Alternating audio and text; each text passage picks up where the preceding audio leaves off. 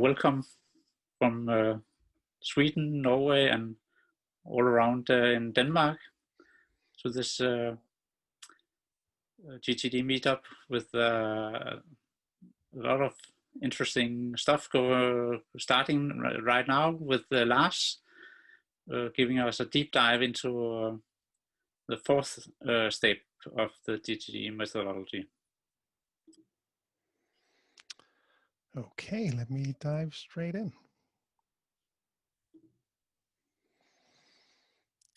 So hopefully you can all hear me okay, see my screen.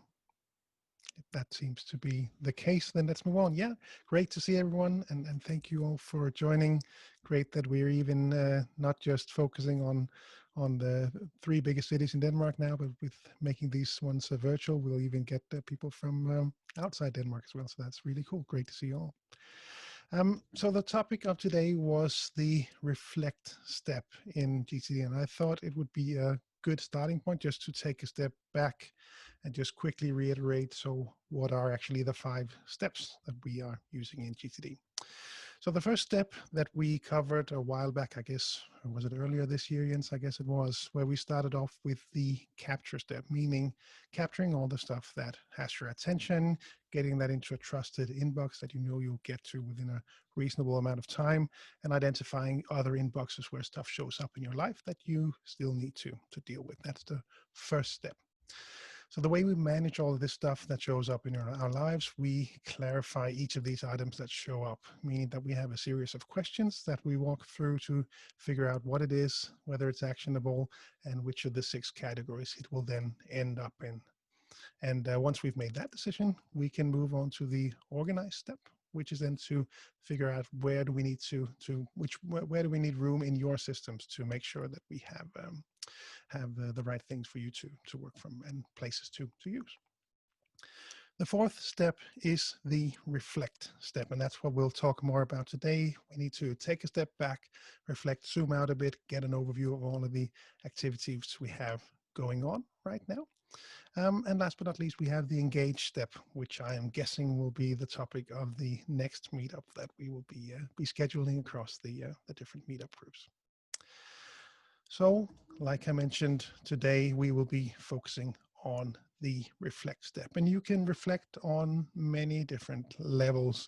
Coming back to the horizons of focus, you can really reflect on any of these levels, all the way down to ground level on, looking at your list, reflecting on what would be the right thing for me to engage in right now, all the way up to purpose and principles. Why are you on the planet? Why does your company exist?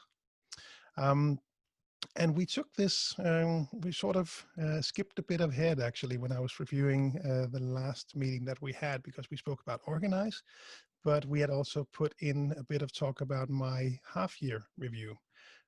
Some of you may remember that you were there as well, to talk about how I engage with all of these different horizons.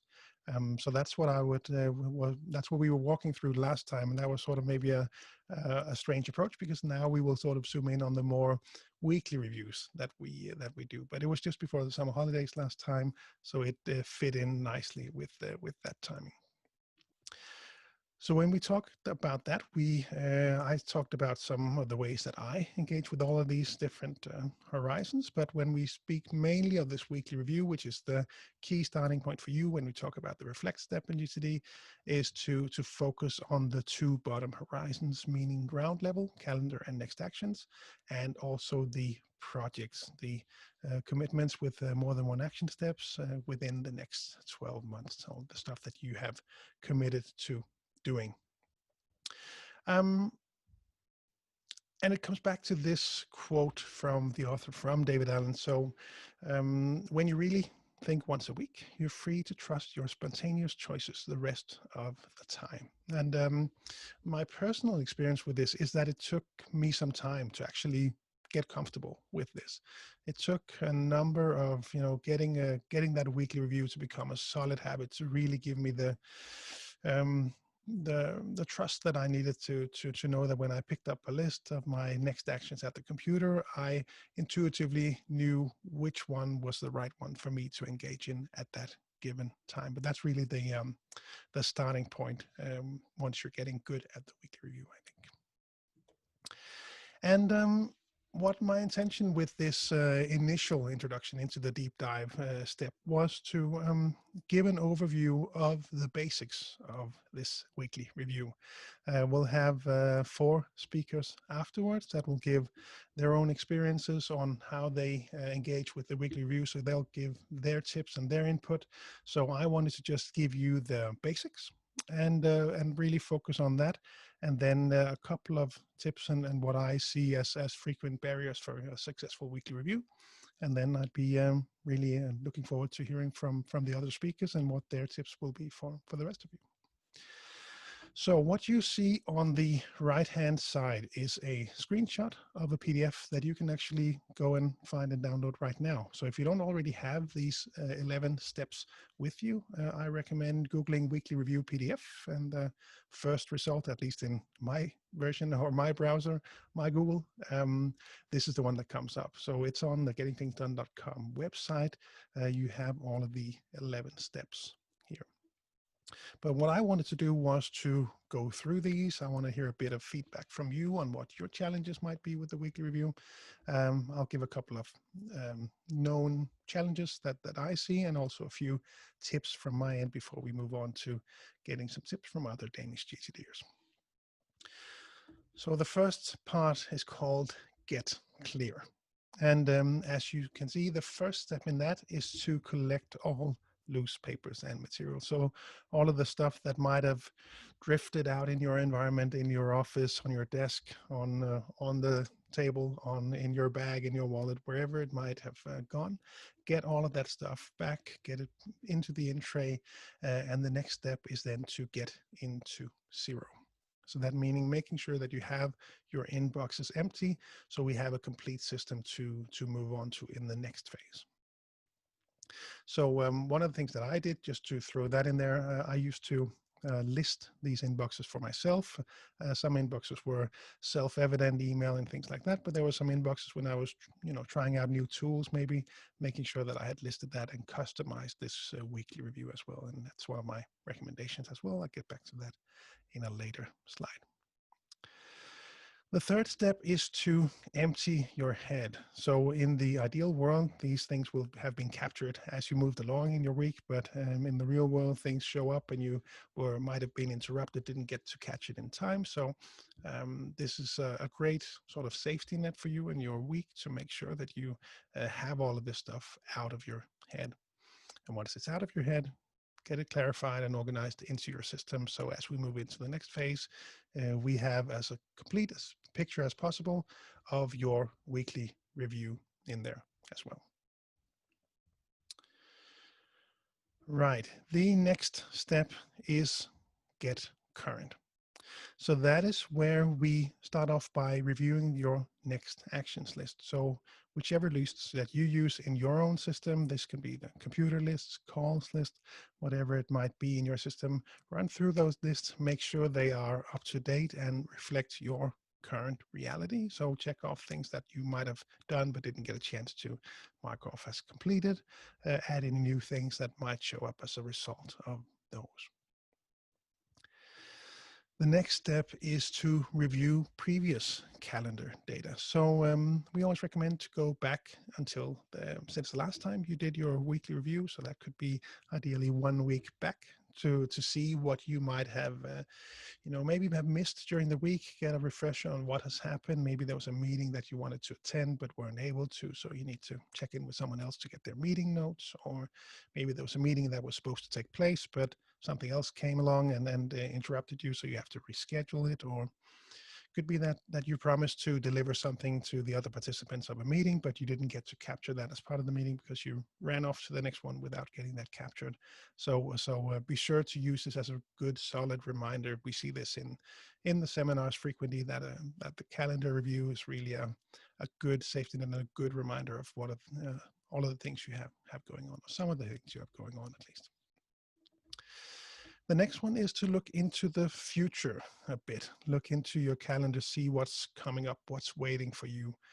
So look as far into the future as you feel comfortable doing in any given review. So just like the different horizons of focus come into play at different times, so when you do your review, the same is the case for reviewing your calendar. So normally I like to look at least 4 weeks into the future. Some weeks when it's busy, maybe it'll only be 2. Sometimes it's even longer. I did a weekly review joint with my wife last night, actually, to make sure we had an overview of all the things that are going on right now. And we actually ended up looking into the calendar all the way to Christmas to see what was showing up in that sort of longer term planning. So especially in these days with the Corona showing up and making, the restrictions are really impacting a lot of plans, including, some very low level plans of friends that we wanted to meet with, and other activities going on that might not make sense now with the latest restrictions that came up. So that was part of what we captured as activities as we reviewed that calendar. Next step is to review the waiting for list. So check this list to see, have we been waiting for something from someone that we might have already received, and we can go in there and check that off and possibly capture any future actions that might have come as a result. So let's say you send something to your colleague to a document to review, they've now reviewed it, send it back to you. Now you can proceed to maybe look through their feedback and incorporate as needed. So that might go on your list of next actions instead. Next one is to review your projects list. So evaluate these different projects in your list. Also review any support material that you might have for these projects to make sure that, let's say you noted that at some stage in a project, you wanted to be sure that you did specific actions. So you may have noted that, capture that in support material for that project. So this is also where that would show up. And it's also in this step that you can see it's review project and larger outcome list. So this is where you might also look even higher in the horizons if that's what feels right for you at this time. Last one on the list is to review any relevant checklists. So this is something that people build in. I'm guessing this could be a lot of what we will hear more about as we hear from the other GTD'ers and how they do their weekly reviews. So this is where you have your own checklist that you might make use of, things you want to be reminded of on a weekly basis, stuff you have to do on a weekly basis that you hope to get done during the week, or at least have this safety net in the weekly review to make sure that you get these things done. So that's the checklist step at the end here in the get current phase. And the last step in the weekly review is called Get Creative, or the last section, where the second to last step is called Review the Someday Maybe list. So this is where you bring up the Someday Maybe list. Now you've just gone through, you've cleared everything out, so your system is as complete as it can be at this time. You've just gone through the whole system, so you have a good feeling about all of the things that are going on right now. So the last step is then to consider, well, should I activate some of these things that are now going on in my, or that are potentially things that I want to activate from my Someday Maybe list. So so now that you see, well, maybe actually I completed a few projects now, maybe now is the right time to kick off this new project. In that case, you can activate some of the things that we have placed, or that you have placed on the Someday Maybe list. The last one on the list is called Be Creative and Courageous. And this is one of the ones where I looked at that a number of times and didn't really know what to what to do about it. But I spoke to David once and asked him about this, and he said to really, you might be, you have a really good overview at that time as to what you've actively engaged in on your projects list, what you have decided to say no to for the moment, all the stuff that is parked on your Someday Maybe list. So now just give yourself some time to just look out the window, basically. Look out the window, see what else might show up on the radar now. You've just gone through this, this exercise of getting that complete overview. Is anything else showing up on your radar as we have completed this? Those are the 11 steps in the weekly review. And what I thought might be fun to do now, we'll get some more input from other GTDers, like I mentioned, but I was hoping to hear a bit from you guys, those of you who have joined us now, to see what might be your challenges in getting this weekly review done, because it's such a critical element of the GTD practice. It's really essential that you get this weekly review done as part of having an optimal GTD system to support you. But we also know that it's one of the challenging habits to establish. So I wanted to take a bit of time now to get your input on what might be the biggest challenge for you in getting this weekly review done for yourself.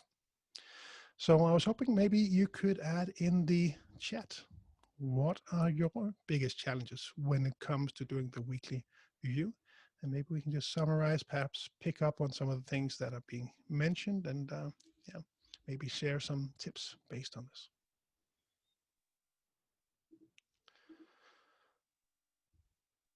So I've opened the chat now, and feel free to add any questions or thoughts, or yeah, sharing what your challenges are.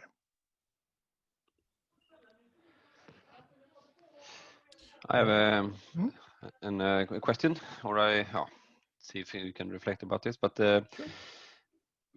my actual weekly review is, I'll say, similar to yours, but usually it takes a lot of time to go through it. So when I come to the end of the last part, my energy is completely drained. So it feels very good to have it done, but still it takes a lot of steps, like emptying inbox, emptying your mailbox, and looking through all your things and calendars and stuff like that, and then especially walking through all the actions that I have today is almost 500 items to even though that I have a lot of them on Sunday maybe, but still I have to walk through them to see if everything should be moved or deleted or stuff like that. So, what's your time frame that you? How much time does it take for you to do this? Yeah, a good question. And I see that someone has found the annotation pens, or at least on my screen, I'm seeing a lot of notes on the slide. So yeah, but that's fine, no problem at all. Yeah, so a thorough weekly review will typically take between 1 and 2 hours. That's a good starting point. I just did seminar at the start of this week now, and when we start people off with the weekly review, we really encourage to start off small, maybe just set aside 30 minutes as a starting phase, and then really figure out how to build from there. So building that habit. So when it takes that long and it really drains you for energy, my first question would be to you as to which part of the weekly review is taking the long time for you. It's depending on. It's the question to you then. Do you empty your inbox within the weekly review, or do you separately? Yeah, and that comes back to the first response that I see in the chat, which was from Birgit, who will share some tips as well later on, which was to get to inbox 0, because that is one of the most frequent challenges. Is that this first step will eat up all of your time, all of your energy. So getting that inbox to 0 before you can move on to reviewing your list, that takes up the whole time that you set aside, meaning that you will never get to the next steps. So one way to manage that would be to set aside time before the weekly review to get an inbox. So for example, let's say you have your weekly review on Friday mornings. Well, maybe Thursday afternoon, you need to set aside an hour to go through that inbox, get it close to 0. So when you start your weekly review Friday morning, there'll still likely be some stuff in there that showed up overnight, but it won't be that enormous workload that typically can be a challenge in the weekly review. If I look at my, I have like a schedule or a list that I follow, and then I can see the thing that takes the most time is actually going through the next actions to see if there are any activities that I should put from Sunday maybe to actually doing them, or the other way around, or updating them and stuff like that. So do you walk through them one by one, or is it more a quick glance, or? So I'll definitely walk through them one by one. And one thing to consider may be if you have too many things placed on those lists, so whether you really have the right lists in there. So one thing that was a challenge for me was, for example, my someday maybe list at one point. So I was sort of reflecting on my own practice, and there were some things that I were hesitant to actually do as part of the weekly review several years back. And one was that weekly review of the someday maybe file. There was, I was simply glancing over it, running through it too quickly, wasn't really considering what was on that list. And the reason, after looking into it, the reason really was that it was stuff that I did not need to review on a weekly basis. So my solution for that was to create a separate list called someday maybe monthly, and actually even have a someday maybe yearly list that I then engage with. So, as I've probably mentioned a number of times in these meetups, we have an old summer house. One of the items on the someday maybe list is to get a new roof on that summer house. It's a valid thing. It should be on that list, but I don't need to reflect on that on a weekly basis, whether now is the right time for us to change the roof. So that's one of the things that I switched to a monthly view to be better at so making the list more attractive for me to actually run through, because they were relevant for me to consider on a weekly basis. So maybe that'll also help to reflect that, to adjust that list a bit. Just one last question then. If you look at from a percentile view, how much is someday maybe versus dual action within the close period of time in your summary? So how much time do I spend in each of those? No, more of action wise. So if you count them, how much of your actions are someday maybe compared to the next actions that are like at home or computer? Or yeah, good question. My someday maybe list is considerably larger, for sure. I have a lot of great ideas that are in that list, but they're parked for now for when we have the bandwidth or the budget, or that's the right time of year, or whatever the reason may be that I parked it initially. So that list is significantly bigger in my world. But it's also fair to say that I spent probably the last 2.5 years now, even closer to 3 years maybe, to try to limit how many active things I have going on in my system. So I'm really very picky about what I let onto my active projects list. I tend to park more things and put more things on hold than perhaps the average person, just to make sure that I'm moving fast enough on the project that I have active right now, rather than moving slowly on too many projects. So I hope that was helpful to reflect on, at least. Yeah. So do you move a lot of stuff from someday maybe to next actions and the vice versa continuously, or as you're doing is it more from next actions to someday maybe and the other way around? That varies, I would say. I don't have a specific, it's not a one-way street necessarily. Sometimes there'll be some projects that are put on hold because of Corona, for example, these days, or the other way around, that I'm getting so many new projects, too many things going on right now, so I have to park something. So that can go both ways. Okay, thanks. Right, let me pick the next one.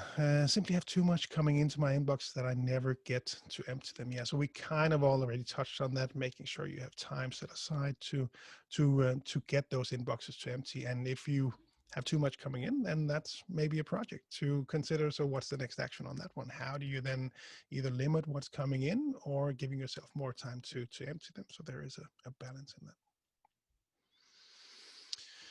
Just picking the next one on the list, the challenge actually using the time allocated in my calendar instead of doing tasks and not finishing the weekly review. That is certainly also a common one, and you'll see that in my slide as well in a minute. That's one of the normal challenges here as well, to actually stop and get that done, because there are so many things going on. But one thing to consider in that area is it's often the case that when you have so much going on that you don't feel that you have the time to do a weekly review, that's exactly the time when you need to do a weekly review, so you know what actually is the right thing to do. So in some cases, it can be correct to evaluate that there really is struggling to find the time, and then maybe the weekly review can be rescheduled, or maybe a smaller review will have to suffice just for that week, and hopefully next week you can then catch up to a full review.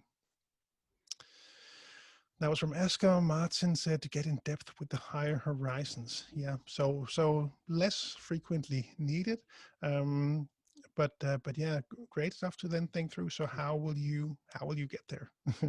And I think from my perspective, that often just comes back to scheduling time, finding the right time for you to do that kind of review.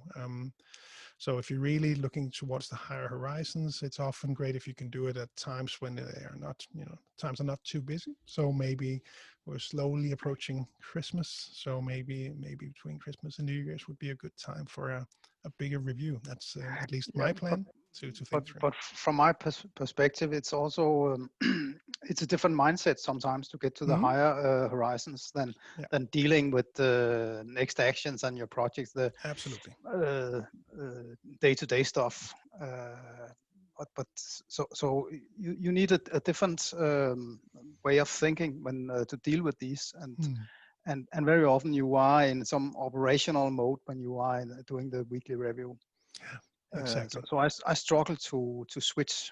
I must say. Yeah, and time is probably a significant factor in that. Indeed. Some more room. Yeah. Great. Michael Lundsgaard says, my biggest challenge is finding the time in a busy workday. I think we often end up in meetings when you have that block. Yeah, so really see if you can be more diligent, if possible, in your work situation to block that time. Maybe you'll get a meeting on top of the weekly review. We'll try to move that block further down or earlier in the day to make sure that you can still hang on to that block and hopefully still get to do the weekly review. Jens, you said to get clear face. Yes, so get those ins to empty. That's one we already touched on. Torbjørn says, saying no when other inputs, people, ideas try to hijack my blocked out time. Yes, so avoiding the interruptions. That is certainly also on my list. I think I have to open my list now to just show you, because I think we've already pretty much seen all of them in view now with the things that you're giving feedback on. So interruptions is exactly the one you're saying, Torbjørn, how to deal with that. Can you signal to people that you're doing this? Can you find ways to block out distractions, going on flight mode, closing down Outlook, booking a meeting with yourself in a meeting room and hiding in there? I've seen some people do that as well. So whatever works for you. Stephen says the biggest issue is when the inboxes gets accumulate a little too much, get scared, start the review. Yeah. So it's in there, and if you're not a big fan of running, then getting out there and getting that run done, the nice feeling that you have afterwards, that's what you need to really keep in mind. So it may be a challenge to actually get the review done, but you'll feel great afterwards. So focus on that part and work your way through the review. And Jonas is struggling to find time outside work for the weekly review. GTD is not paid of my job. Well, I might challenge you on that one to see whether it's not. I guess your job would be to work on the right things at the right time, and would probably argue that in order for you to make that choice, you would need to stop and think some of these things through. But you're right; it does require a mental effort. So on that note, it's worth mentioning to see if you can place the weekly review at a time where you have the energy to do so. That'll make the review easier to get through. So Anastina, your biggest challenge is not to be tempted to get going on all the tasks, but actually sticking to the weekly review. And that really comes back to the same thing as emptying your inboxes, not being distracted to run after the next action that you spot, but really hanging on to that review. It's the same thing, and I can certainly recognize that as well. Once you have that next action, it's so tempting to get done, and you see that list and really focusing on to get that weekly review done before you then start to engage with the things. That's something to really keep in mind. And Mika says, I'll have some horizon slides later. So great. So we'll get back to those as well. So to yeah, everyone, thanks so much for your input. Great questions. Exactly what I was hoping that we'd get to. And yeah, thanks for covering my slide for me. I think you all pretty much covered it. Interruptions, whether from yourself, from others, really keep those in mind. See what you can do about those. Typical challenges also that you feel like you have too much to do, so stopping and just, in quotes, looking at your work can feel like a strange approach when you know that list is long, weekend is approaching, you want to get home on time, but really hanging on to it is so critical. Spending all the times emptying my ins, we certainly touched on that, and resistance from looking at lists. So some might also have a don't want to get the overview. A lot of stuff is going on in your life. How it feels overwhelming to get that complete picture, that complete mirror of all of the stuff you have going on. Getting that thrown in your face and really visible can for some people be a challenge. Or you don't have the right lists. That refers back to what I just said before about having, for example, adjust some of this list to work better for you, like the someday maybe list. Maybe have someday maybe monthly, someday maybe yearly instead, like I do. So I will just try to see if I can actually clear the annotations. Clear all drawings. There we go. They are now gone. Yeah, exactly. So thanks, Ben. Someone was doodling on their screen, and I guess they didn't have the annotate option to clear it again. So now they are gone. So the artistic ones that you might have seen on the right hand side. So a few tips from me on the weekly review. Schedule that time and see if you can stick to it. We already touched a bit on this now as we spoke our way through this. So really try to hang on to that weekly review, especially if it's not yet a habit for you. So initially, when you start off with the weekly review, it can feel like sort of a nice to have, but really it's a need to have. It really is critical to make sure that your system is up to date and running well for you. You need to really hang on to that weekly reviews there. And do what you can to avoid interruptions. So like I said, if you can block time, if you can go on flight mode or do not disturb, if you can close Outlook or find a spot, find a time slot in your calendar where you won't get that many interruptions. So I have had a couple of people that attended the seminars that said, or coaching that said, I do my weekly review Saturday morning when the, no work is going on, family is still asleep. Great time for me to just pick up my lists and work from them. So also reflect on, if you can find the most suitable time for you when it comes to possible interruptions. And like we talked about, empty your ins early if needed. I think it's probably the most common challenge that I see, at least, with regards to getting those inboxes empty as part of your weekly review. So keeping in mind what you can do to maybe get ahead of that, so you won't spend all of your time emptying your ins. And really keep building that habit, making that habit your own. So adjust it. We spoke briefly about it now, where we talked about the different checklists. Really make this your own. Start it off with the good cup of coffee, or the good cup of coffee at the end. Maybe I have a playlist that I often play, or always play actually, when I do my weekly review. So when I hear that, I go into weekly review mode. So really see what you can do to make it your own. And last but not least, hang in there. Like those of you who are on the Facebook group, the GTD Masterminds Denmark group, you will have seen this, I think, on a weekly basis from Jens. A friendly reminder that a small review is better than none at all. Hi, Lars. David here. Hey, David. Great. You managed to join as well. So, yeah, let me just switch and thank you so much for joining. And yeah, surprise everyone. So David was able to join us today. We were in an email correspondence about something else, and you kindly offered to check in with us this evening. So perfect timing, actually.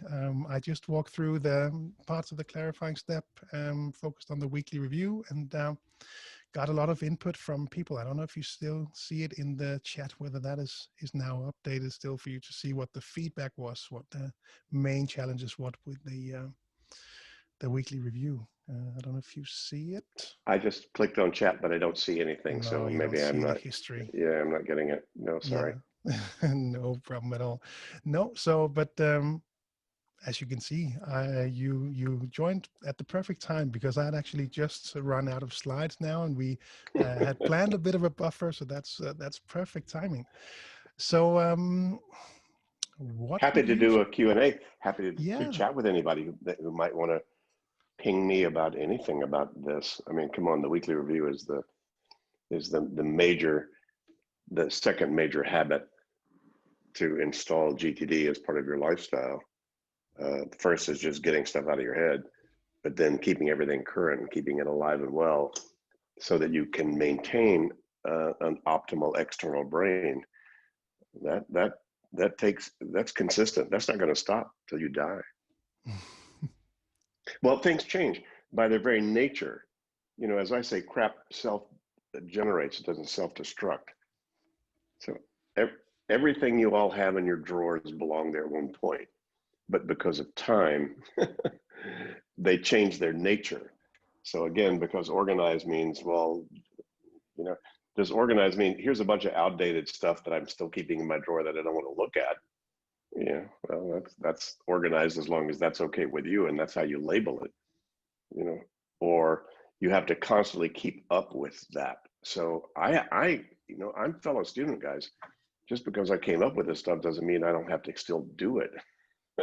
I still have to do it regularly. I just did a weekly review last night, you know, and came up with stuff. Oh yeah, oh that's right, I ought to, or that's a neat thing. That's a cool thing to do. I think most people think of the weekly review as a passive sort of activity. It's not really. Those of you who have actually really done real weekly reviews, it's a very creative process. You can't clean up without creating. You can't clean up old photographs without being creative about which new ones you want to take or what you want to do with them. You can't clean up your closets or your garage without going, oh God, that reminds me, this would be a cool thing to do. So a lot of people have, I think, have made this a kind of, this is just a cleanup activity, and I'm so engaged, I'm so busy, I don't have time to clean up. Yeah, I get it. I do that too. So yeah, mea culpa. Anyway, that's my little, you know, 2-minute shtick on weekly review called yay. What questions do people have? Anybody of me? I'm very happy to spend a few minutes here anyway. So answering maybe, anything yeah, or reflecting on anything. Yeah. whatever you want to ask. The chat is open. Maybe I can pick one while while we're waiting for someone to ask, or maybe someone. Yeah, Lars, I can start with one. Cool. Thank you for joining, David. Sure.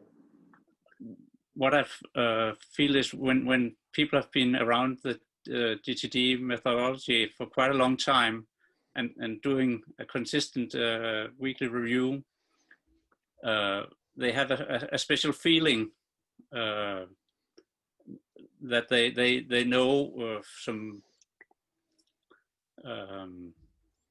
a quiet place to when you have done your weekly review, you have a quiet place and a great view. Have you you met so many people? What are they feeling? Well, I've never had anybody do a real weekly review and say, gee, that was a waste of time. Ever. Anybody who ever does that goes, oh my God, thank goodness I did this. And now I have a much better sense of the next week or two, what my priorities are and what I need to be doing, and you know where I need to put my focus. So, you know, people look at it from the outside if they're not in it, if they're not doing it, and say, wow, that's too structured. That's not something I need to do. People think that about GTD to begin with. They look at it and say, it's too structured. That's just too. I say, okay, tell me what's too structured. Capturing stuff on your mind that's got your attention, writing it down. Is that too structured? Is deciding what the next action you need to do and what that means to you and what you're committed to complete about that? Is that too structured?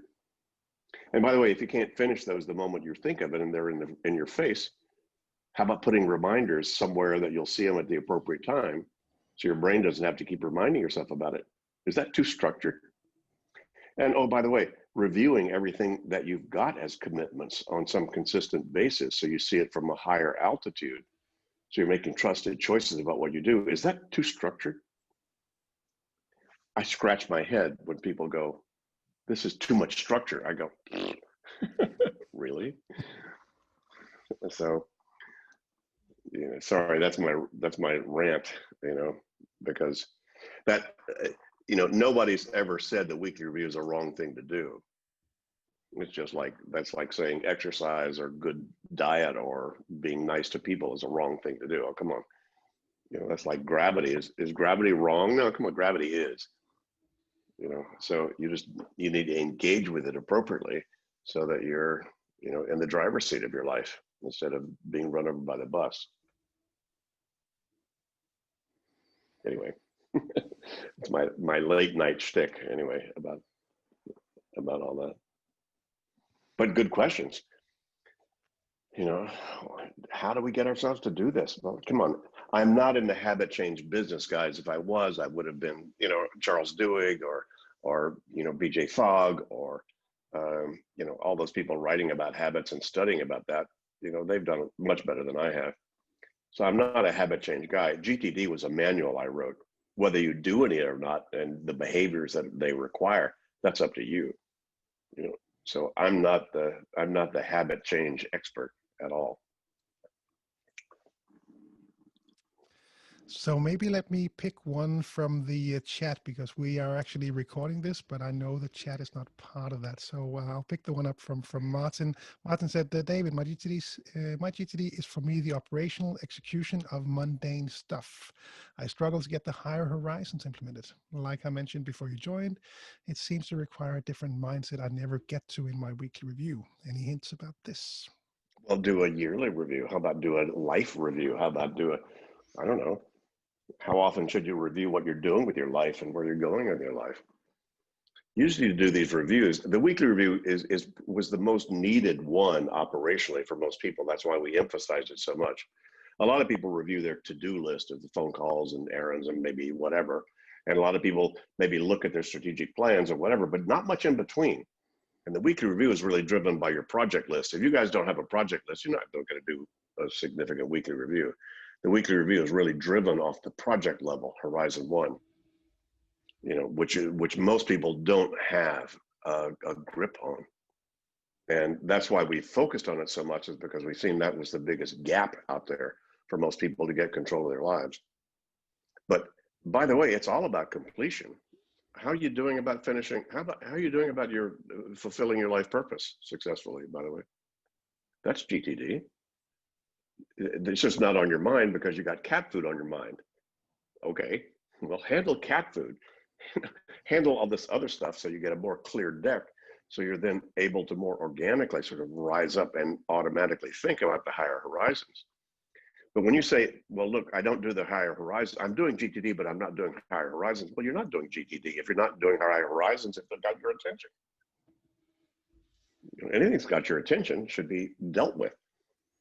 You know, I finished a seminar years ago in LA, and I had a guy in the first break come up after we'd done the mind sweep, and he said, David, what do I do with this? And he'd written down God on his list. And I said, wow. He said, what do I do with that? Well, he had a clerical collar on, so that made a little bit of sense. You know, he seemed to be capturing something that, you know, some higher horizon. So then, you know, I'm going, this is strange. This strange reversal roles. He's asking me. He's got the clerical collar, you know, come on. So I put on my consultant hat and said, well, the reason you wrote it down is either just some inspirational affirmation. You just wanted to validate that you love God or you like to think about it, and so you wrote it down. Or there's something about your relationship to him, her, or it that is not quite, as far as you're concerned, in alignment yet. I said, I don't know. And then he went, and he got some sort of epiphany. He didn't tell me what it was, but then he walked away feeling like, And I thought, well, that was that was a good consulting hat, event, for him anyway. So GTD is about where you are. It's not about where you should be. And if where you are is focusing on your higher horizons and need to in order to get your head clear, that's GTD. Come on. I've coached senior executives and chairman. I coached a chairman, I remember. And when I had it finally, after we looked at his strategic plan, we looked at everything else, and then I just said, by the way, what's really important to you in your life? And is all that okay? And he thought about it for a second. He went, oh my God. He and his partner liked to fund, really good projects, not-for-profits, in NGOs in Mexico, and one of them had fallen through because the government hadn't okayed it, and they hadn't reset yet. And that was he said, oh my God, that was something that actually had his attention, but he had to get to that level of thinking to find out that incompletion. But it was there. I didn't make it up. I didn't tell him he should. I just asked him, once we got everything else clear, then he could see, wait a minute, there's still something at some of these higher horizons or this next horizon up there that's not mapping yet, or that's incomplete, or that's an open loop. It just gets subtle, guys. So a lot of the weekly review is getting yourself to get to a little more subtle level, but those subtle levels can keep going. How about a quarterly review? How about an annual review? How often do you and your life partner sit down and say, what are we doing with our lives and our lifestyle and career? I have no template that says here's the time to do that, other than, wait, is that the conversation you need to have to get yourself present and clear again? So the clarify, the reflect process has a whole lot more to it. That's why my third book, Making It All Work, focused a lot more on those different horizons. But it's all about efficiency. People say, no, you need to be effective. I say, effective at what? Effective at fulfilling your life purpose. How are you doing? That's an efficiency factor. It's just a very subtle one.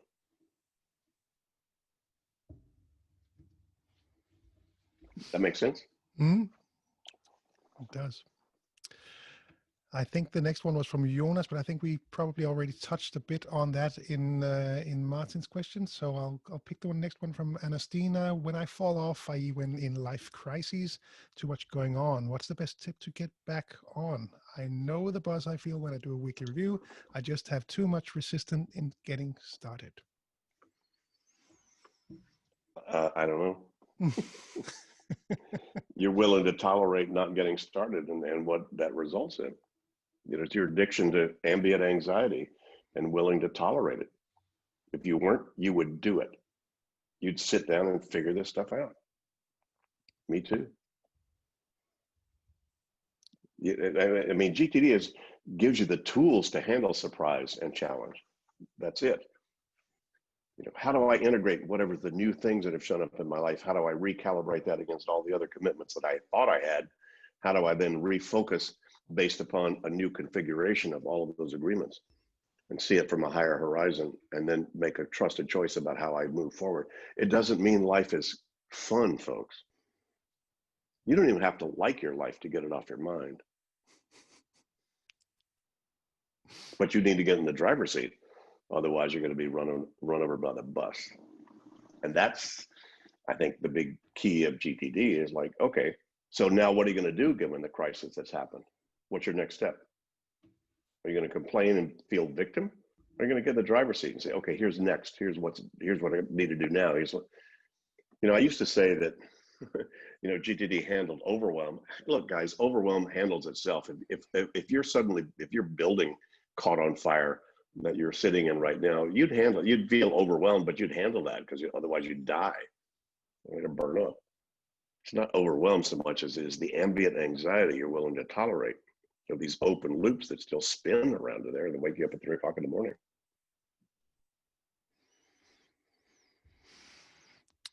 The last question that I see in the chat box right now is from Martin Hogan, who says, during my weekly review, I reflect upon my implementation of GTD. GTD is like an onion. You always find new layers. There is always more to learn. So David, what is your latest insight and aha about GTD? What do you learn? You know, it's almost like I learn every time I even talk to folks like you. I mean, when I finish this, I'll think back on what did I just see that I hadn't really seen before in that way. So I keep seeing, you know, these basics things in the same, but just in different angles and different perspectives. But mostly that comes from the people that I engage with that ask about it, or they're engaged with it, or whatever. And I just find myself going, If any of you have ever shared GTD stuff with anybody else as a trainer, coach, or just as a friend with somebody, you'll find yourself probably recognizing things you didn't know you knew. And so I'm doing that all the time.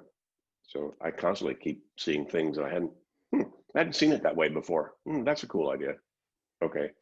And so I keep adding to that, not the basics of the methodology, that hasn't really changed in 30 years, you know, but how I see it.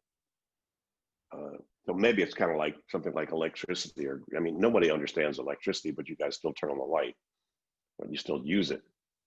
And then the more you dig into it, you could understand more and more about how electricity works, or gravity, or, you know, or any of that. And I think GTD is kind of the same thing. It has a whole lot to do with our cognitive functioning and how we manage that. And I'm still, you know, a fellow student learner, you know, in the process. Really cool.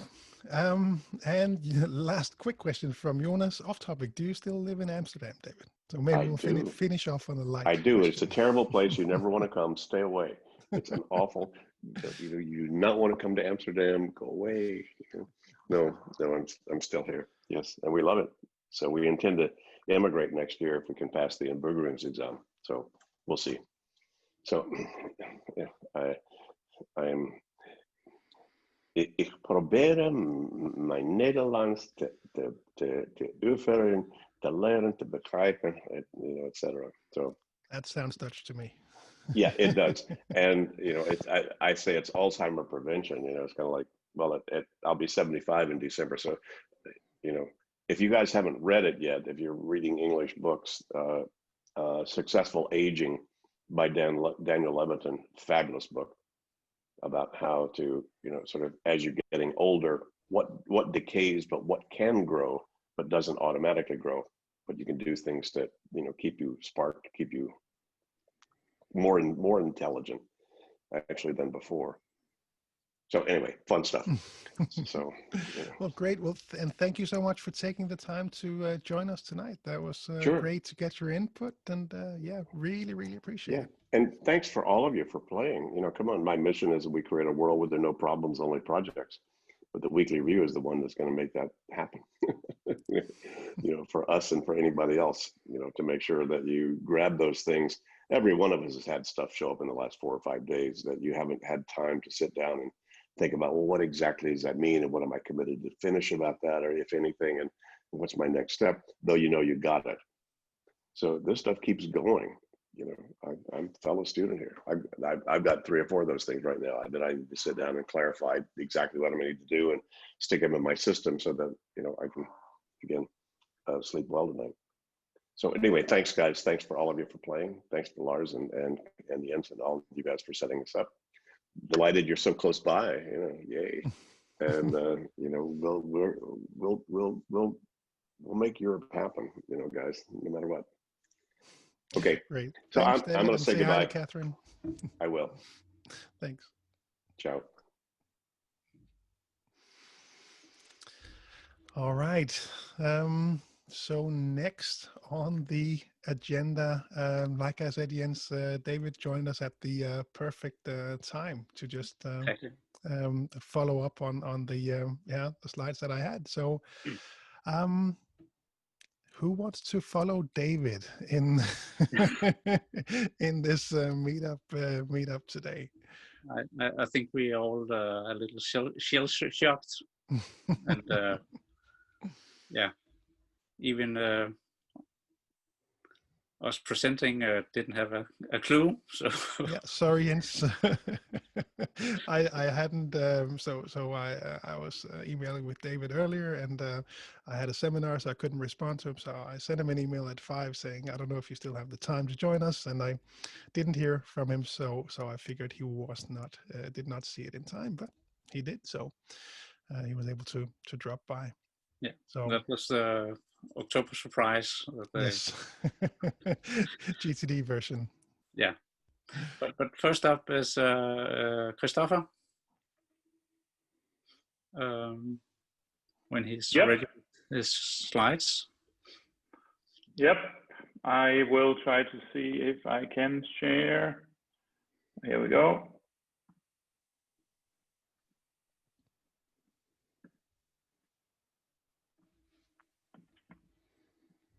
Okay, so is this working for, can you see what I'm, can you see my screen? Yes. Perfect, perfect. So first of all, I apologize to all of you not speaking Danish. Just like the David incident, I didn't know we would have Norwegians. I prefer Norwegian. No, I don't know if I prefer Norwegians. That we'll leave that discussion. But anyway, it's in Danish. It should be understandable. Good. Yeah. So here we go. Oh shit. Okay. So I made a short agenda. I'm gonna go through a quick intro, set a new standard, show how I view a small crystal ball, basically, or magic 8-ball. The full-blown clairvoyance is what I call the strategic review, and then I'll dig into how I see the review giving me power to execute on my tasks in my daily job. But first, a little bit of context on who I am. This is, for some reason, my slides are jumping. So this is just a snippet of a personality test done on me. And as you can see, I'm sort of calm. I'm quite resilient, blah, blah, blah. And I am crazily impatient.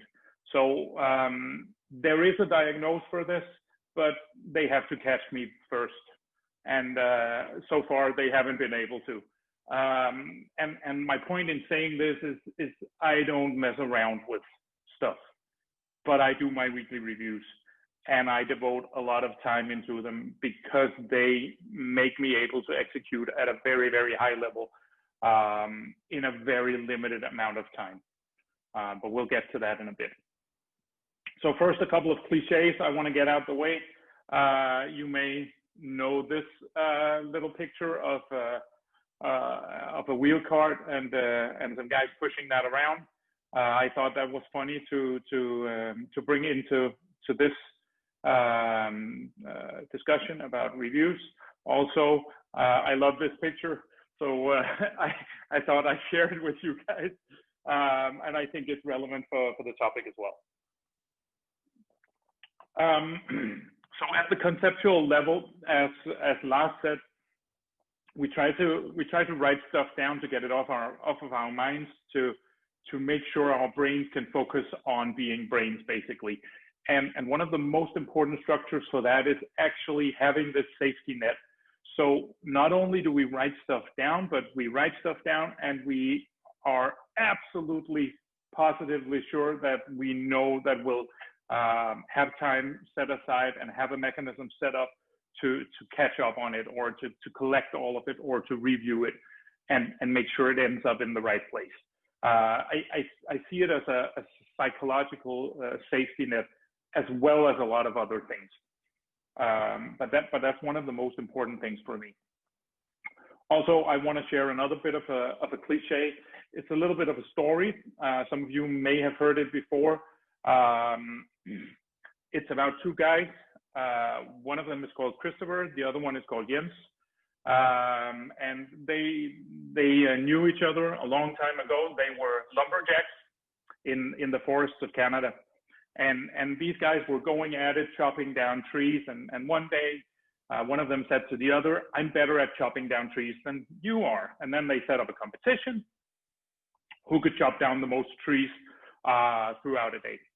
And they start chopping, and they're both really going at it.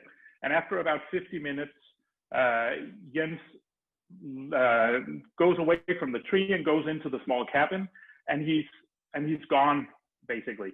So Christoffer's like, what's that guy doing? Where's he going?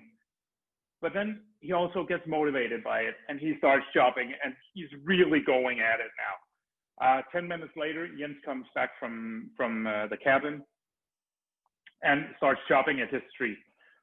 So about another hour passes, and the same happens. Christoffer, at this time, he's kind of tired, but gets motivated, catches a second wind by seeing Jens going away, and he's saying to himself, "I'll kill that loser while he's up there resting, going to the toilet or whatever he's doing. I'll just, cut down trees like there's no tomorrow." And this goes on for about 10 hours all in all, and then they end the competition. They both go to the cabin and they fall asleep. And so the next morning over breakfast, they talk about what happened, and Christoffer's looking at his hands and saying, "I got some really serious blisters in my hands. Both of my hands are really torn up." And Jens says, "Well, my one hand has a bit of a blister as well, but I'm okay." And Christoffer says, "My muscles are just sore from top to bottom. It's basically anywhere from my toes to my eyeballs." And Jens is like, "Yeah, I feel like we did a lot of work yesterday, but I'm okay." And then they get to the counting, and it turns out, yes, Jens has cut down the most trees, and Christoffer is just shocked at when he sees this, and he looks at Jens and he says, "What the hell? You were just relaxing in the cabin, going to the toilet. What were you doing up there?" And Jens looked at him and he said, "I was sharpening my axe." So what I wanted to tell you guys with this short story is that actually sharpening your toolbox, making sure you have your tools in order, will make you, at least in my perspective, more productive. It'll make you less sore. It will make you stress yourself out less, and it will in turn leave you with more energy for doing either other stuff or more stuff. I would recommend against doing more stuff, except for short spurts every now and then. Good. So let's have a look at the new standard, as I have dubbed it. So the average GTD'ers, from what I've seen, they have two levels of weekly reviews. One of them is called "I pass," and the other one is called "This I have no idea how to where to begin," and then they end up not doing anything. And as I teased on LinkedIn earlier today, some of you may have seen, most of you probably haven't. But here is some groundbreaking research straight out of Harvard. It just came to me in my mailbox today. So 1 is bigger than 0. And what I want to say by that is that even the tiniest of reviews is a much better review than no review at all. And even sitting down and doing a 5-minute mind sweep, just a 5-minute mind sweep, will be a much better review than doing nothing at all. And over time, that habit will build. And over time, you will get to a point where the reviews start, you're being more efficient with your processes, and you have less clutter. So more, less friction in your system, basically, so you can get through the review quicker. So the way I do my reviews is I also have 3 more or less levels. It's not like I sit down and say I do a level 1 review today. it's a bit of a slider, but basically I can put them into 3 categories. There is the bare bones review. So I have set my system up in a way so if my hair is on fire, I can still do a review and be productive with it in 10 to 15 minutes. I may not breathe during those 10 to 15 minutes, and I may not blink, but I can get a review done very, very quickly, and I can be on my way. So if my hair is on fire, or if the house is on fire, I can still get somewhat of a review done. And this is a capability I have built over a couple of years, I guess. So I'm not trying to scare anyone off, but I would look towards setting up just a bare minimum so you know you're on top of the most important things. Then there's the normal review where you go through everything. This usually takes me 30 to 45 minutes, give or take. I try to stay below 30 minutes just because it fits into a calendar nicely. And yeah, that's just the way my life is. But I often end up like Anastina, engaging with the work as I'm reviewing it, and yeah, it draws out. But then there's the big review, which is my favorite thing, more or less, in the world. I'll get to that in a little bit. So the operational review is just my way of saying, this is where I look at all the projects I have. This is the basically Horizon 1, sometimes sticking my nose into Horizon 2, making sure I know what's going on in my calendar in the next week and the week after that. So whenever I show up at a meeting, I have an agenda. I make sure to talk to the right people beforehand. If you have some negotiation you need to do with stakeholders for a given project, you can go all the way around the table if you're prepared. But if you look at a meeting you have in 3 hours and you need to talk to Bob from sales, and you need to talk to Judy from procurement and someone from legal as well, then you're going to be chasing your own tail all day. So having the perspective to look at the calendar and the projects ahead of time is hugely valuable for me and for most other people. On that note, I want to show you what I call full-blown clairvoyance, and I want to go back about 500 years. So about 500 years ago, we had a guy called Copernicus, and when everybody else was looking at the geocentric model, thinking planet Earth was the center of everything, well, he was suggesting that the sun was the center of everything.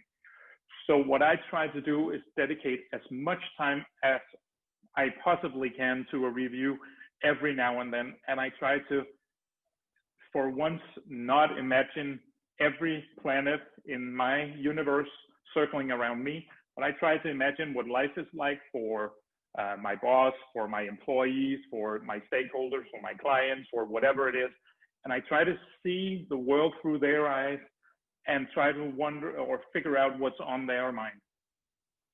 And this allows me, or this gives me just an incredible amount of insight into how to be successful and productive in my life with the right things and at the right time. And that is what I call, that's how I see my reviews giving me the power to execute. And I believe any amount of time, basically, I can spend up to a couple of hours on a review. And I believe more or less any amount of time is well spent on the review.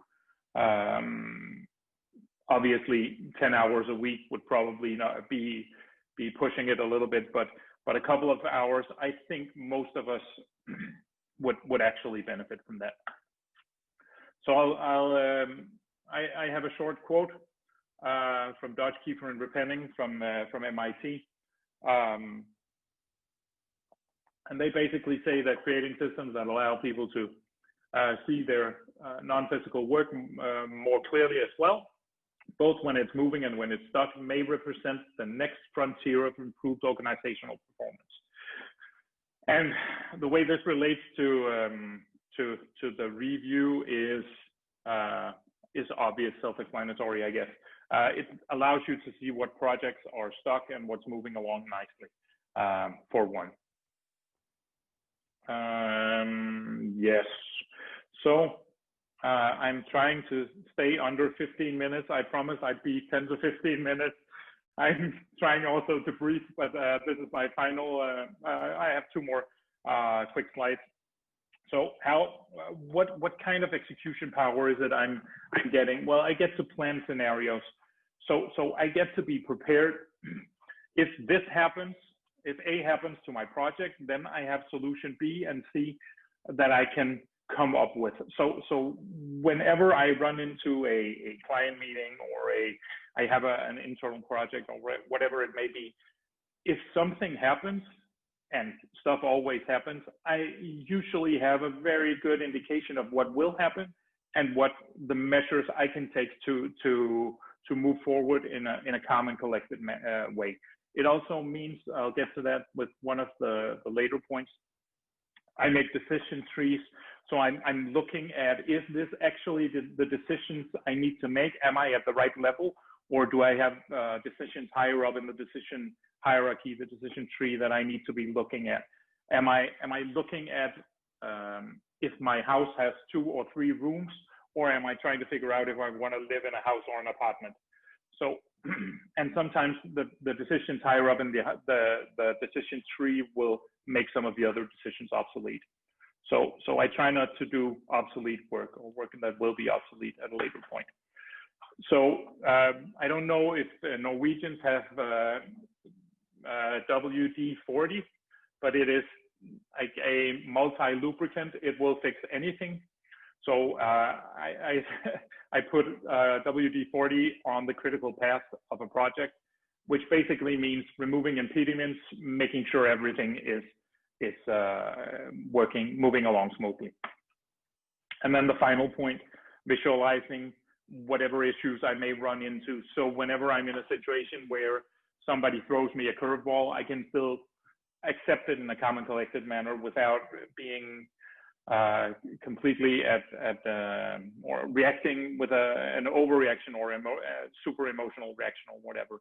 I can take it calmly and analyze the situation and move forward from there. And time to breathe. So I'll finish off with this. 3 suggestions on the next action for all of you. Number 1, establish a minimum way of reviewing. Try to establish, do what you can so you can do a review in 10 minutes, maybe 15 minutes, and only get the most important stuff done, and then be good with that. You could also look at investing in a bigger review 1+ times a month. If you are at that level, that usually means you have the first one covered. And then the final one, and this is the easy one for all of us, look at the review as personal hygiene. We're not discussing if we should use our toothbrush today. So I'm kind of leaning on some of the stuff David said here. The weekly review is something that I just do, and I try not to think about it, similar to kissing my kids or brushing my teeth. It is maybe not kissing my kids. Maybe I do that because I want to, but that's a different story. But I try to just do it mechanically, at least at the bottom level, and then I add the other stuff on top to make it magical. And on that note, I'm at the end of what I have. Thank you, Christoffer. You're welcome. That was really some great input. Hope you all enjoyed that.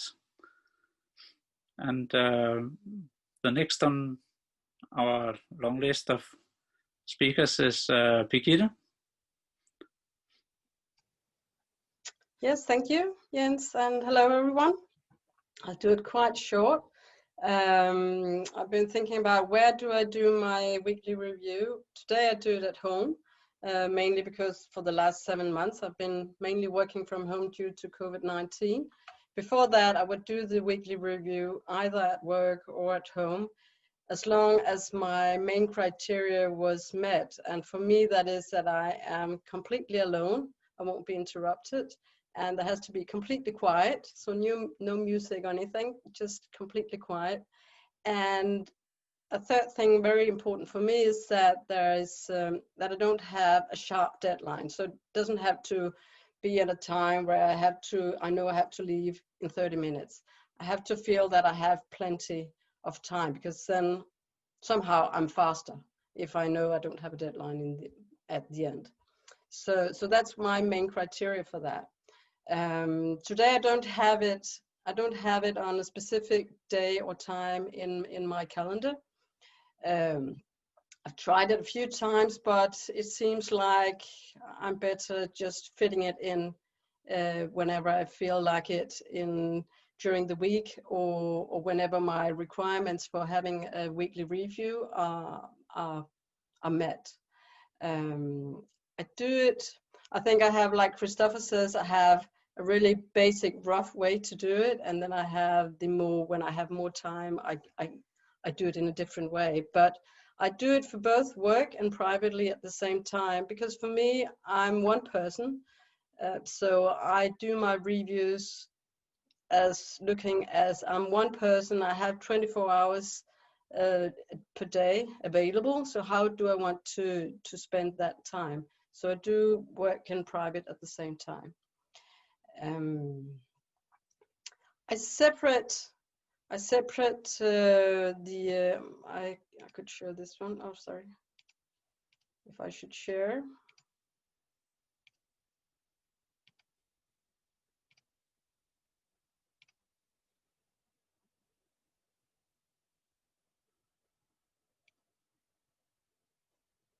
Can you see it, Jens? Yes? Yes. Yeah. Yeah, okay. I get clear phase, so empty my inbox, collecting materials and emptying my head. I do that separately from the rest. And the reason why I do that is that I feel I need 2 different levels of energy. So when I get clear, I can do it. I don't have to be top energetic. I can do it when I'm quite tired. So I can do it by the end of the day. I can do it late at night, or when I'm tired during the weekend. So I don't need the same energy level when I do the get clear part. So I take that separately.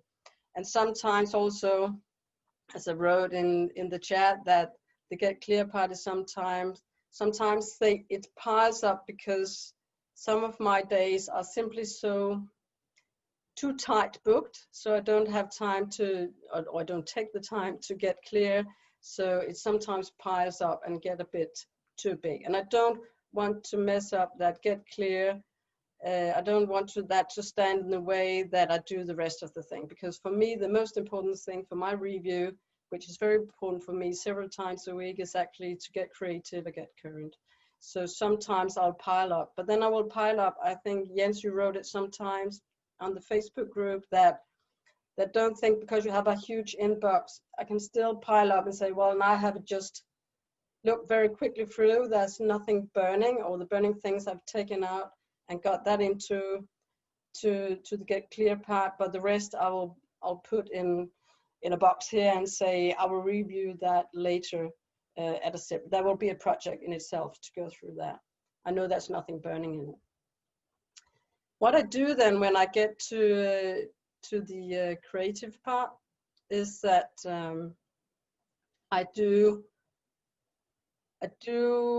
it's an NLP technique. I do access a good personal state.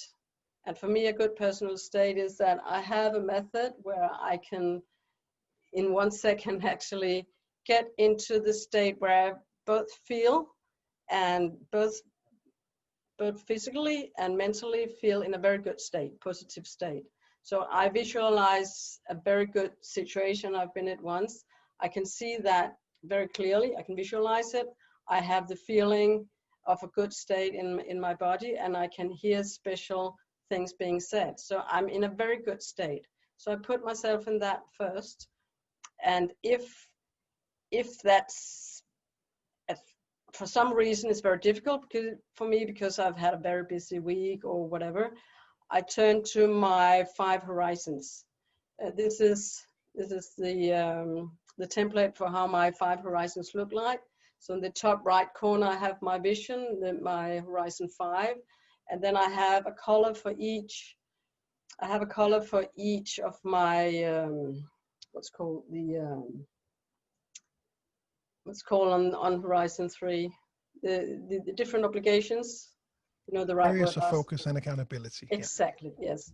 So each of my areas of focus have a different color, and then I have each of the horizons. So top right corner is my vision and my principles, guiding principles, and then the next layer of the sun is horizon 4, and then horizon 3, 2, 1, and then you could say I don't update horizon 1 in a PowerPoint, but when I do it, I'll put in there. But I'll just, to get creative, if I'm not able to get in a good state in my body and mind and soul, I will take my 5 horizons, that paper, and just look at it, and then, oh yes, that's why I'm in life. That's the person I want to be. That's my guiding principles.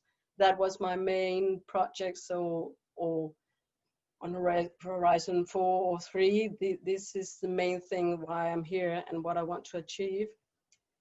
And then I put it back again.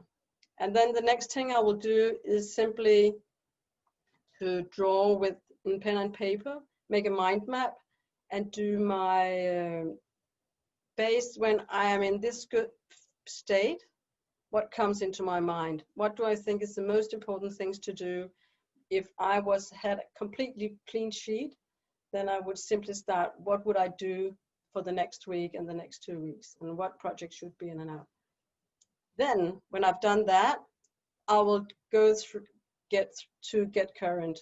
Then I will take my to-dos, go through all the lists, all the to-dos I've been writing down, all the ideas, and look through my calendar and see what meetings do I have up next, and plan who do I need to talk to in the agenda, etc.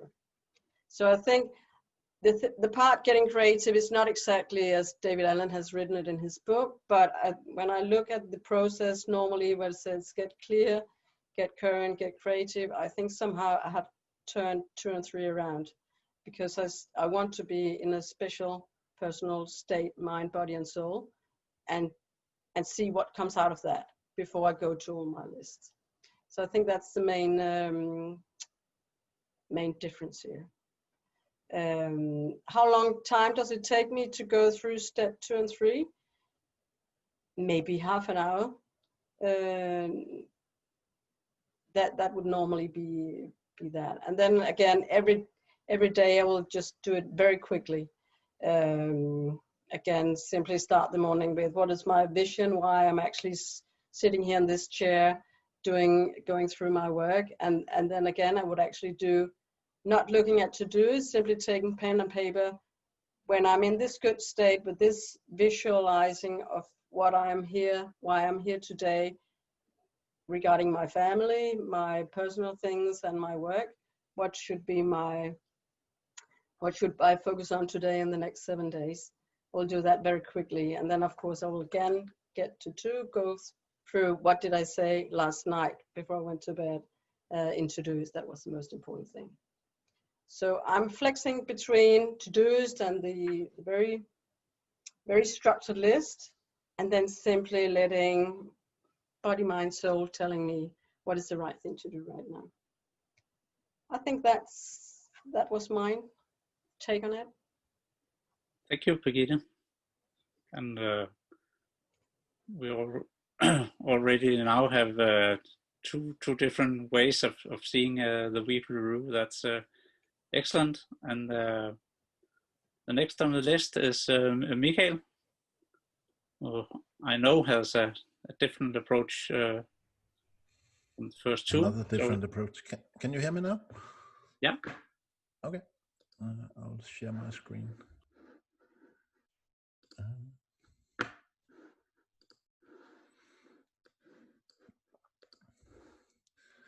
Can you see my screen? Yes. Yeah. All right. So my slides are also in Danish, but I'll present it in English. And so any questions along those language or anything from Sweden or Norway, please let me know. Just about me and just to give a bit of a backdrop for why I work the way I do. As I'm 56, I have 4 children and a number of mothers, and that inherits a lot of complexity in itself. I work with cybersecurity, and then as an opponent to that, I'm also a guy doing a lot of hiking and sea kayaking and do some scouting as well. I've been acting with GTD in approximately 3 years. So why is it I want to? What is it I want from GTD? I spent the majority of 2.5 years getting my ground level under control. I fell into a lot of rabbit holes in terms of technical systems and stuff like that, and took some lessons there. Also, just commenting on some of the questions that we had earlier is that, today I'm pretty much engaged in my GTD system one way or the other on some device or in a way of thinking all the time, and definitely every day. So I won't end up in having an inbox with 500 items in it. That's for sure. And I think that was one of my lessons from the old Michael, is to get in there every day. I also want to be healthy and robust when big changes happens in life, and they happen. I want to be completely present in what I do with my children and with my closest, with my friends and my colleagues. And I want to maintain being positive, credible, and I don't know what is the word for rummelig, but at least a flexible guy with a lot of healthy motives. And then what I also want is I want the wisdom to see what is really mine and what can I change, and also what is really not mine and what can't I do anything about. So I have a short video, and this is just to show you where I was previously when I started my GTD journey. And I did a lot of crazy stuff, and it was really funny, and a lot of stuff was happening, and but it took something extraordinary to get the bigger picture of what I was doing. And it was a very rough paddle I had that day, and actually afterwards it made me think that why do we do this crazy stuff? And I don't really felt in control while I was doing a lot of pretty dangerous paddling. So my GTD praxis is basically, my life vest is basically my GTD practice, you could say. It is what I always carry on myself and what I use every day. And my GTD practice is also where I get, at least shed some light on the bigger horizons, and that has become increasingly important to me, moving from a complex ground level and moving up in having to do a lot of thoughts on why am I here, what is my areas of responsibility really, instead of just engaging into everything I just instantly felt an interest for. My practice is also split between work and private, but as Birgitte, I'm one person, and everything impacts me in one way or the other, and so I put everything into my GTD system, which is always a little bit, my practice is always, work in progress. Yin and yang doesn't exist without each other, and that's the same as my GTD system and my practice. So that's, always a bit dynamic. My weekly review, if GTD was my life vest, then the material it's built of is really my weekly review, and I can say that with at least some credibility now. I've been doing my weekly review very fixed, at least once a week for at least 2 hours, and one of the basic principles in the weekly review is not to engage in the tasks, and that is really important to me. Then I rather, if something pops up, I'd really rather just postpone it or delete it or make some of those decisions that I should do, because what's not done is not done, and it over some time my system has become very accurate in terms of what I have on my lists and what I need to do.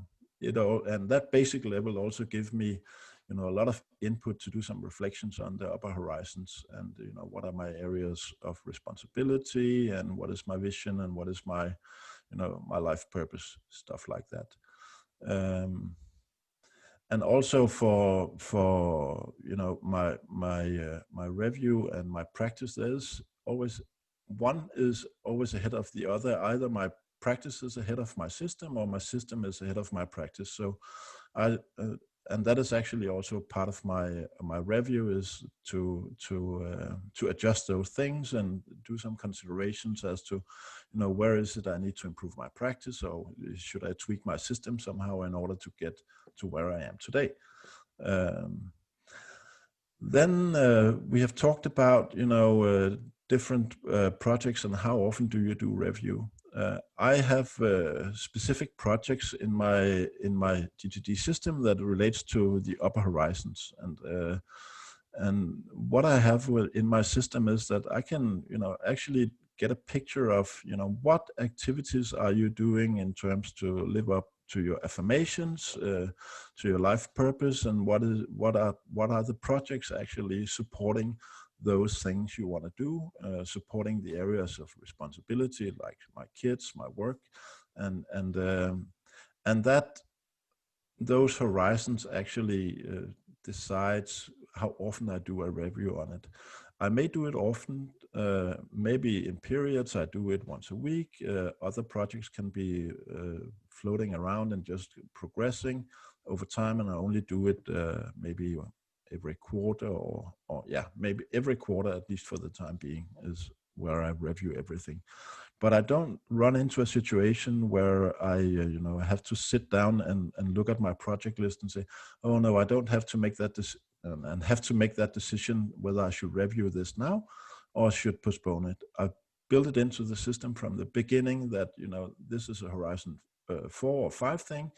I decide that it will show up on my review in OmniFocus once a month or once a quarter. So when I go into my review every Friday or Saturday morning, the projects that comes up on the review list are the projects that I'm doing review on. I also have a system that gives me at least some visibility into, am I living my affirmations? How am I, as I just talked about, how am I doing on my upper horizons? And I'm using a lot of tagging on that, and Jens and I are discussing that at least once a week, how we actually build those dynamic lists. So my lists, I don't have a next action list. I have a forecaster today list. I have some lists where I do, stuff I need to create, a waiting for list, big rocks, read and review list are some of the lists that I use almost every day. And then there's the list that I'm really happy about, is that, the someday maybe list for me is kind of a snack list, right? It's something, oh, I could do this. I could go to a museum of art or read that book or see that movie or stuff. It's also projects like that. And I try to make my someday maybe list really attractive and put in some fun on that as well. And then there are the lists that is reflecting my everyday life, and that is basically my project list. And yeah, there's stuff into that is not really funny, and not something that I'm super excited about, but it's part of an area of responsibility and stuff that I have to do, and just get on with it. And actually, it makes me into a position where it gets into a good balance. And if I'm not in that balance, I have some work to do. I follow the get clear, get current, get creative pretty strictly for the time being. I, like Birgit, I also put myself in a good situation, candlelights, lots of coffee, completely quiet, no notifications, no phones, no kids, no anything. And, sometimes it's Friday evening, sometimes it's Saturday morning, but it's one or the other. It is really important for me to do a proper review, to have that setting in place every time I do my review. I always do a quick mind sweep, just to say, sit down, just write down on a piece of paper stuff that comes to mind. I do my inbox zero, and actually based on a podcast, the GTD podcast, where Birgit was saying that she had this physical box, I now also have a physical box, even though my system is very digital. But actually it shows me, I was kind of, no, everything needs to be scanned and everything, but, I like having that. And sometimes you get mail that you would, put there, and then I scan it Friday. But I have Peter's old book old box from school. It's here. It looks like this. And that's where all the stuff that I will scan goes into. I also empty my mailbox, my physical mailbox from PostNord every Friday or Saturday, because I know there's a good newspaper. Then it's going to be a snack for me later once I'm done with my review. I check my emails. I use stuff that I don't make decisions on. I flag it, and I go over those flagged emails every review. I empty my limited OmniFocus inbox, text messages and stuff like that. So I know those are basically my inboxes, the physical ones, and the email and the OmniFocus and the text messages. Something on Messenger as well, could contain information that I need to react on. And then I do the looking back for weeks here. Oh, what did I do Monday, Tuesday, Wednesday, Thursday, or Friday? Did I make any commitments that I didn't put into the system? And I always find something, oh yeah, I actually promised I wanted to do this or that. And then I get it into the system, put it on the schedule, and get it done. Then before I get current, I also have a look normally a month ahead, to have a good idea what my capacity basically is, before I do my review on my projects. And I do mainly, as I talked about, I do the projects that shows up on my review list. I don't, do anything but that. It works for me to do that schedule. Unless I want to do something, I can of course do that. But what I do on my project list is that I really ask myself, does this project still have a meaningful outcome? What does done look like? And make adjustments to that. Is it on progress? Is it in the right direction? Does it have the right priority? And so I ask these questions on every project, and that can result in that, yeah, it's on track, reviewed, good, there's a good next action, or I need to renegotiate the project and maybe redefine the outcome and my own contribution. I do a lot of projects with other people as well, and where I only do a part delivery, and so that is for all my projects, and for the time being, that's about 40 or 50 projects that I have. I also do an indication as a tag on some of the projects if they don't carry a tag on as to does this project belong on one of the higher horizons? Do I have actions in this project that, you know, can be part of something with my kids that, you know, I need to have a discussion with Johanna about her school or something, you know, that actually calls into my areas of responsibility as a father. And, you know, it gives me lists where I can see, and in terms of what I want to do with my life, what I want to do with my time, and what I want to do with my areas of responsibility, am I on track? And how does that go? And you know, it can easily be that, you know, Horizon 4 for my sake right now is not really there's not a lot of stuff happening on it, but I reflect on it and make it present in my mind that, you know, what about the vision and what is it you want to do long term?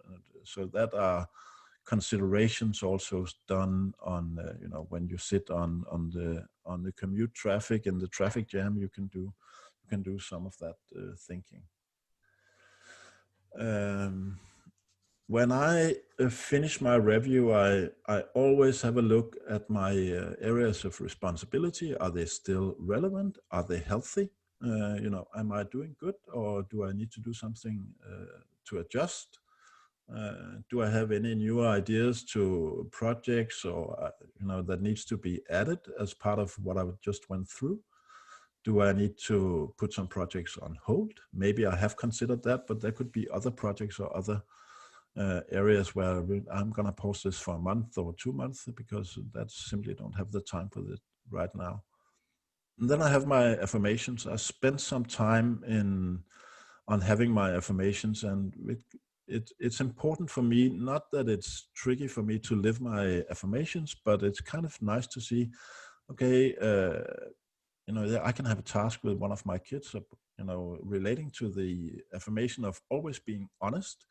And, you know, I give that task an A1 because that's my first affirmation, is always being honest. And, you know, I look at that. Oh, I have some stuff here. It can be a tricky conversation, whatever. It can be a good conversation, but I just track that for the time being. And then I have a look at the higher horizons. Do I get new input? Are the stuff that I need to make decisions on? And I do that regularly. And I, you know, almost always think about it for every review. It's not sure that I, you know, it's not certain that I spend a lot of time on it, but I always think about, you know, does this, you know, fits into what I have on my Horizon 5, 4, and 3, as my system gives me the other lower horizons. And then, you know, I finish off having a look at my someday maybe list, you know, maybe, you know, go to the museum, read that book like we talked about. So that is basically my review as it looks right now. And there's always this thought, you know, to me, the review is a really positive thing. It's like everybody talks about when you get that feeling of being clear, and you get that feeling of, okay, maybe everything was maybe not on track, but now it's at least renegotiated, or I know what to do. It gives me that feeling of that, you know, I can really be present in what I do, and then I snack myself something good from the someday maybe list. If I don't get that feeling, you know, then I go back in my project list, typically see what is wrong here. Why is it that I'm not getting that feeling of being clear? And, you know, that may take some extra time or extra reflection, but it's really important for me that I get that feeling of being clear with my commitments and my life. So I really just love that quote from David with mind like water. And, you know, I want to get into that state where, you know, okay, throw rocks at me and I will still be able to act in a good manner. So that's basically my my weekly review. Thank you, Michael. Yep. And I'll stop sharing. Yeah, I have a few slides to share with you, and then let's see if we have a few minutes for some questions. I'll start sharing.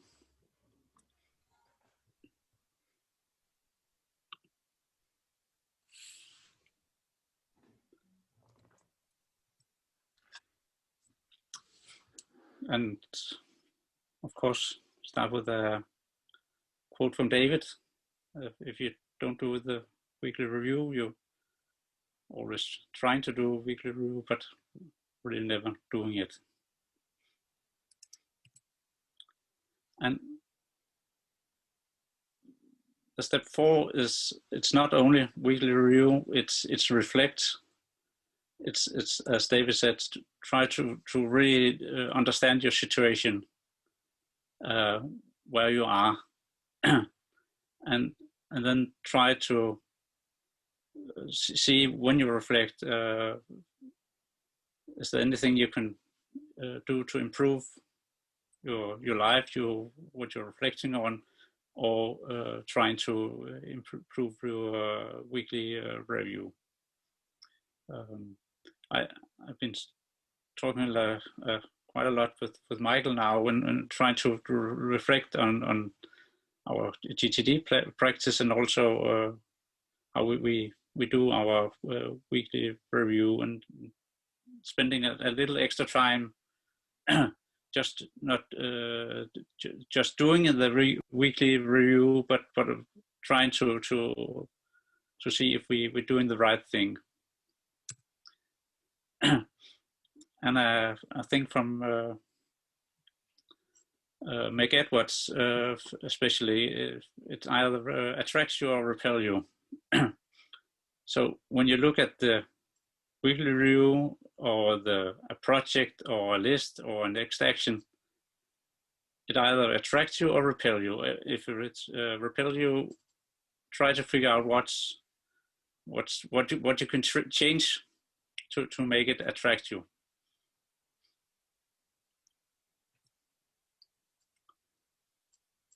And I didn't know we had David Allen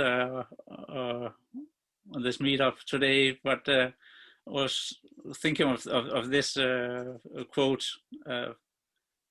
You have your life, and you don't need to like it to be able to be in the driver's seat and in control. Then one of the biggest things I've been struggling with is trying to find out what is current and what is backlog. When you start with GTD and you're not 20, you will have quite a huge backlog of stuff lying around, and be able to make absolutely clear what is current, what is you going to work on, and what is backlog that you someday maybe needs to work on. I tried for several years to use the weekly review not as a weekly review, but a review of my whole life every week, and the result was more that, oh, it's too complicated, I'll skip it. But moving into like just looking into what happened this week, what's new input that I need to look into, helped quite a lot, and then was able to handle my backlog using projects instead of trying to handle it in one big weekly review. It made it so much smaller, and it's so much easier to do. So when you need to start doing a weekly review, or you need to restart it when you're then really start small, maybe just take one of the 11 steps and look into that, really make it tiny, lower your standards, and then celebrate the smallest wins, then you can make it habits and doing the weekly review. And of course, as also mentioned in every Friday's post, a small weekly review is better than no weekly review. And it's of course a Meg Edwards quote. You've said that so many times in there, Jens, that I've started attributing this quote to you as opposed to Meg Edwards. To Meg. So yeah, that was the last part.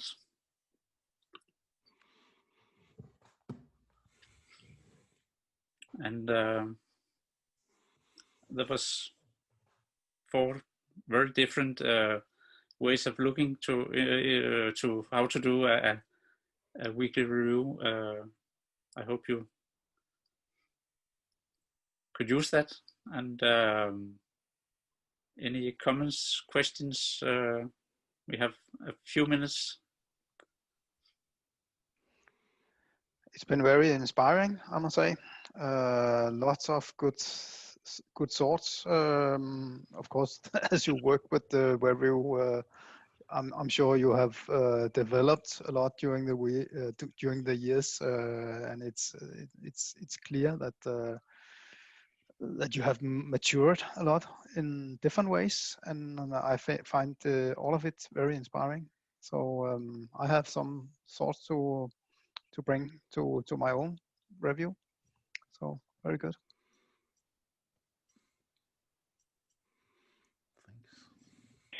Thanks. Can I say something quickly? Yeah.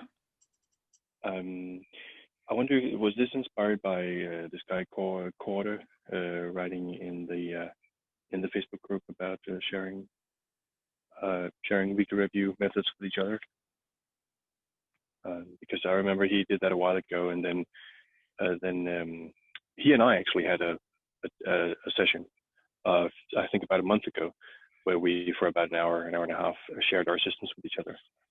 We don't know each other personally, but we just met through the Facebook group of yours, and that was very, very inspirational also. So I can recommend you guys doing something similar if you feel like it. Great suggestion.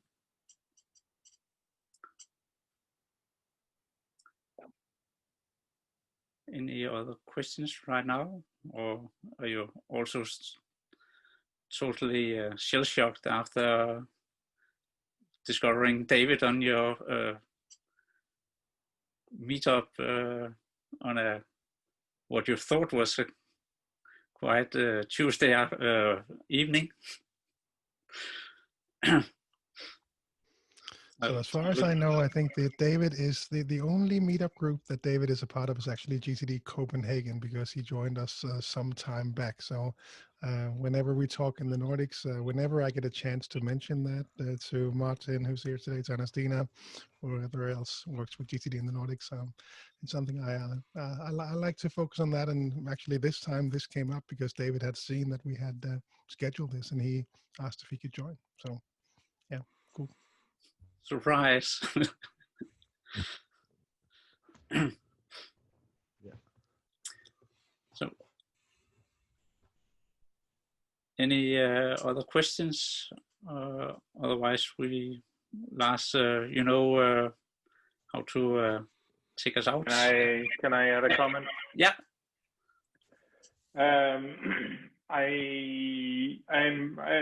was just reminded of the look back in the calendar part of the review as well, and it is something I've added to my own review going forward. I'm usually a full steam ahead type of guy, and I try to breathe at a later point in time, and I think that's valuable to just have a slight or a small window for retrospection, or just going over what happened. And I think the way Lars framed it as the safety net, in the same way I did basically, it's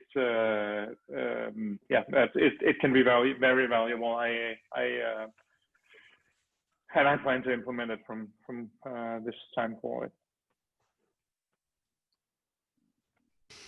Great, and I can only echo that myself. There's so many, different aspects, different ways to implement it. A lot of, great input. So I'm happy that we hit the recording button on this one.